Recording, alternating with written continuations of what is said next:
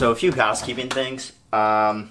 First, before anything, I mainly shoot down here in my basement now because, one, it's a lot colder than it is upstairs, considering it's like 90 degrees outside all the time now. And two, what was the other thing? Oh, apparently I'm doing video uploads every day now. I don't know how long that's gonna last, but it's kind of the thing I'm doing right now, so just winging it and going from there. I definitely wanted to do this when I was like back at school, but you know, the summer is a great time to do it now because I definitely have way more time now than, you know, I'm gonna have when I'm at school. But okay, so that's it. I don't know if any of you or like how many of you have iPhones and have access to the like news app right there. But if you do have access to it, it's a really cool app. This isn't like a plug or anything. Apple's doing fine without me, but it's like it's automatically downloaded in your software. And when I do like news updates or anything, like on this, like for a video or like for any of these channels, pretty much all the information I'll get is from the articles posted on here. It's super easy to use on your phone. You know, even so, when I'm just like hanging out or something and I have like a down period, I'm not a huge book reader, but what I will read is like articles and stuff, so this makes it super easy. And I was scrolling through here the other day and I saw an article titled "Juul tightens up social media to focus on former smokers switching to e-cigs." And I read through the article and basically it goes along the lines of like Juul found out through data or something about how many kids were being able to smoke or vape their e-cigs, whatever you want to call it, the Juul. Everybody's heard of it, or a Juul.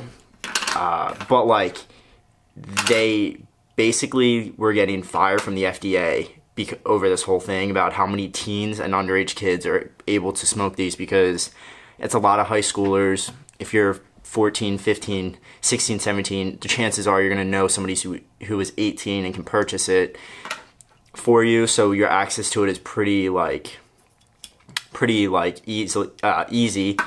And then so basically Juul, in order to get approval from the FDA to be able to sell these, or not even sell them, I guess, I'm not even sure what the FDA would do for them, but they decided to clean up their social media stance by only posting things that have to do with cigarette smokers moving from being cigarette smokers to using their Juul or just their e-cigs in general, and therefore helping their standard of living and their health. Juul, let's talk. We all know this is bullshit. So like, if you look at the stats really quick, and I'll just post a few right here, that will kind of go over, like, you can read them, look through them real quick. Yeah, those stats are crazy, right? Okay, so basically, like, I don't know why,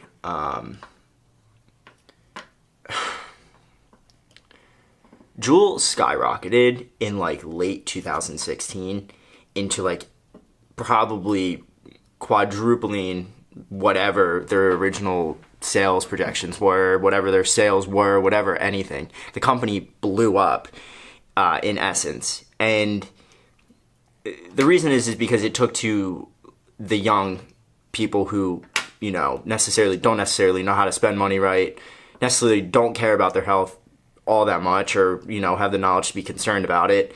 The whole teen era, basically, it went after. And I think that they even said that they denied these claims in one of the articles, that they never specifically targeted teens. But let's be real. They are on social media. It's where teens are on. You don't really see a lot of adults on social media. I mean, a majority at least. I know there are a ton of adults on social media now, but it's not a majority of adults. And this is the era where everything is social media. Where growing up on social media is the norm, and where you are influenced by things that are posted on social media, being athletes, celebrities, you know, artists of any sort, whatever. you're influenced by the people who post on there. And companies have that same capability of being an influence. And Juul definitely took advantage of that. I mean, I'm not saying they don't make a great product. I'm not saying their company's doing, like, not great. They're doing pretty good, and they do have a good product, but, like, I think we're stretching some truth and realities about what's going on. Joule, you just want that FDA approval. You don't really care. That's my whole spiel. Also, on a more lighthearted, non-Juul attacking note, the Heelys. I am so good on Heelys, and they're so much fun.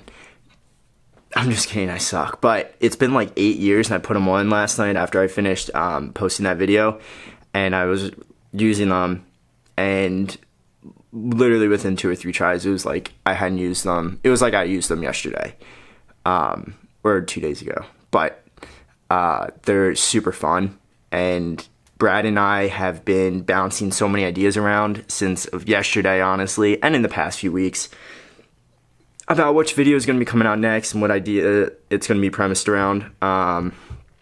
We had a script written up, but we think we're going to scrap the idea. Maybe, maybe not. We'll see. But we're definitely down to work and getting more serious about putting videos out for those. So yeah, see you soon.